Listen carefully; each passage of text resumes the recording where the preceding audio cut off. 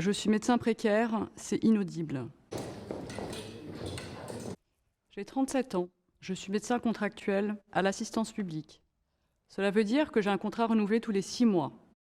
Socialement, je suis précaire, je ne peux pas construire. Mentalement, je suis précaire aussi. Dire « je suis médecin précaire », c'est inaudible. Je ne souffre pas de la faim. La vérité, c'est qu'un médecin ne meurt pas de faim. Quoi qu'il arrive, je peux ouvrir un cabinet privé et être utile à quelqu'un. Sauf à l'hôpital public. Mon projet de vie professionnelle, je l'ai mené pour être médecin à l'hôpital public. Ils ne veulent pas de moi, c'est ça qui me tue. C'est une histoire de cœur, l'hôpital public, je l'ai choisi. Et ici, on a vraiment besoin de personnel très qualifié. Et moi, je veux rester. Enfin, je voulais. On me met des bâtons dans les roues, on me pousse à sortir, je me bats pour un poste qu'on ne veut même pas me donner. Tous les 6 mois, je rédige une lettre de motivation pour le demander. Là, tel que je suis, je n'arrive plus à écrire ma lettre. Je doute, je ne sais plus. Si j'arrive à écrire cette lettre et qu'on me propose ce poste dans ces conditions qui s'empirent chaque jour, je le prends ou pas? C'est un honneur pour eux que je leur donne ma vie ou pas? Là, il s'agit de donner sa vie à l'hôpital public. Je ne sais plus. Je vais le prendre, bien sûr. Les jeunes veulent quitter, moi je veux rester, enfin je crois. Il y a les anciens et il y a les nouveaux. Moi, je suis entre les deux. J'ai un pied chez les anciens, dans ce désir et ce combat de tout faire pour retrouver un hôpital public digne, qui soigne toutes les personnes sur le territoire de France. Les anciens m'encouragent. Ils ont connu un hôpital public de qualité qui rayonnait fièrement dans le monde. J'ai l'autre pied chez les jeunes qui ne veulent pas et ne peuvent pas supporter la maltraitance quotidienne pour leurs patients et pour eux-mêmes.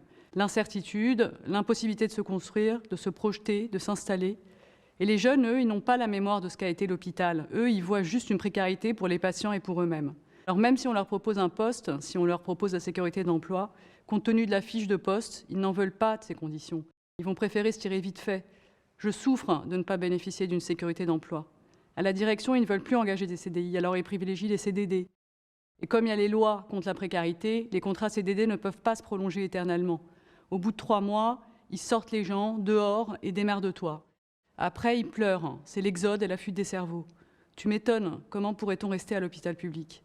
Entre les deux, mon cœur balance. Est-ce que j'ai envie de vivre cet emploi? De toute façon, on ne me le propose pas.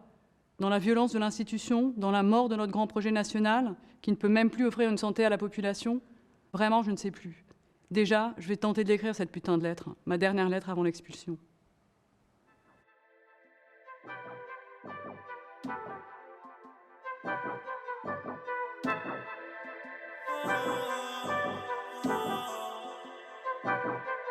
Yes, yes, ça n'est Bloody Sunday. Des chansons tristes à la radio. Ça n'est Bloody Sunday. Des chansons tristes à la radio. Ça n'est Bloody Sunday. Et nos âmes sont des animaux. Ça n'est Bloody Sunday. Ça n'est Bloody Sunday. C'est comme ça qu'on vit. Le métro qui se vide et des poches très peu remplies. Des écouteurs à 5 balles, des sapes que d'autres ont portés. Des salles de cours endormies, du mal à bien se comporter. Et sous les lights de nos parcours, on se demande à quand la gloire. Et si la gloire n'apparaît pas, on deviendra des enfants de course. Des enfants de plus, à qui l'on ment. Des parents de moins, à qui l'on manque. Et des ados, voulant l'amour, là où l'amour n'est plus à prendre.